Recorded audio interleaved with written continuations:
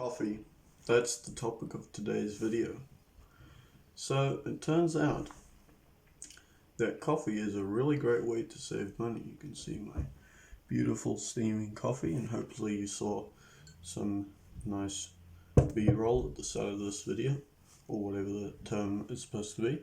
Anyway, first video, last video, channel trailer, etc. I said how coffee has nothing to do with personal finance.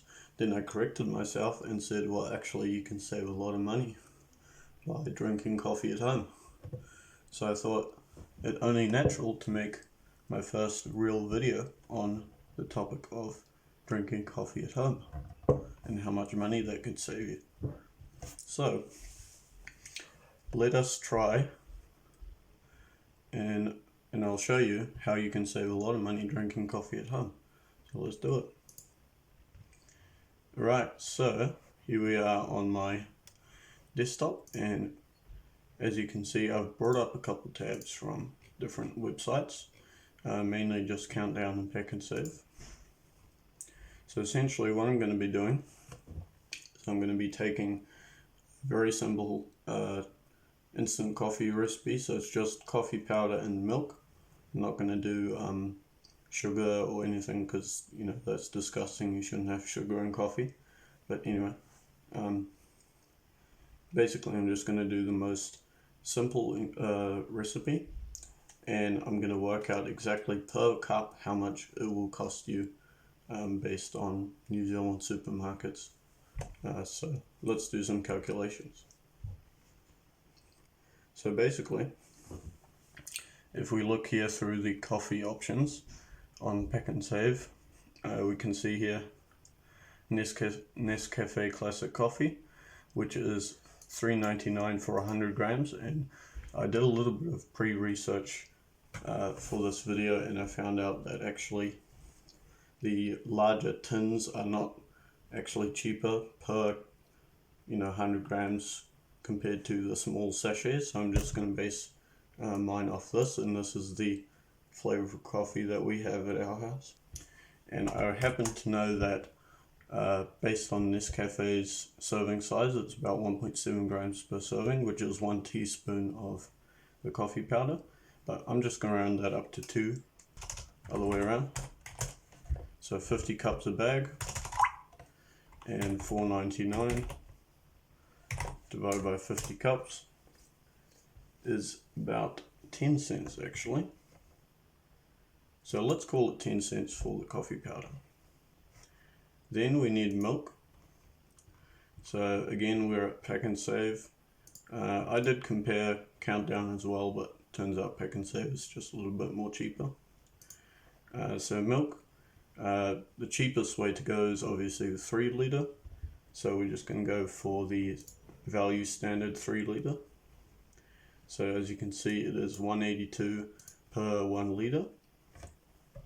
And so how much milk do you actually put in your coffee? So let's have a look. I'm going to probably estimate like 100 mils of milk per cup.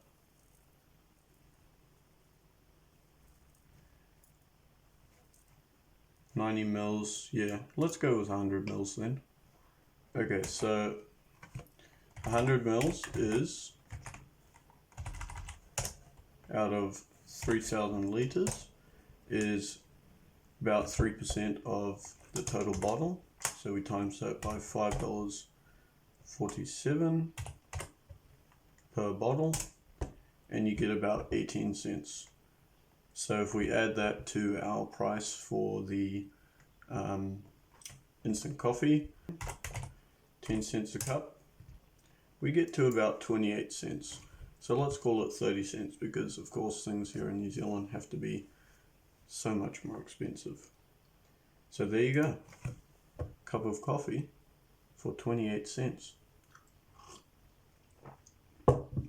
Now you may be asking, okay, that sounds good and all, but is that actually going to help me, save money and build my wealth? Yes, it will. So saving $5, so we're paying 28 cents. It's $4.72 a day that you're saving. 7 days a week. Let's say you only do 5 days a week for your coffee. 4 weeks in a month, 12 months in a year.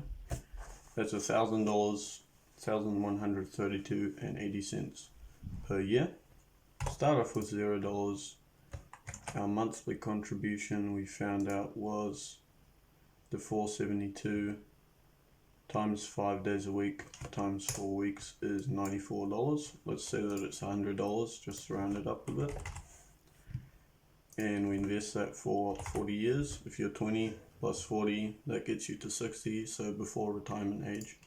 And we assume an interest rate of 7% based on the stock market. And we go ahead and compound that annually. In 40 years, you will have $239,000. So that's quite a big chunk of money. Yeah, so there you have it. That's how much money you could be saving just by drinking coffee at home for 28 cents a day. So thanks for watching.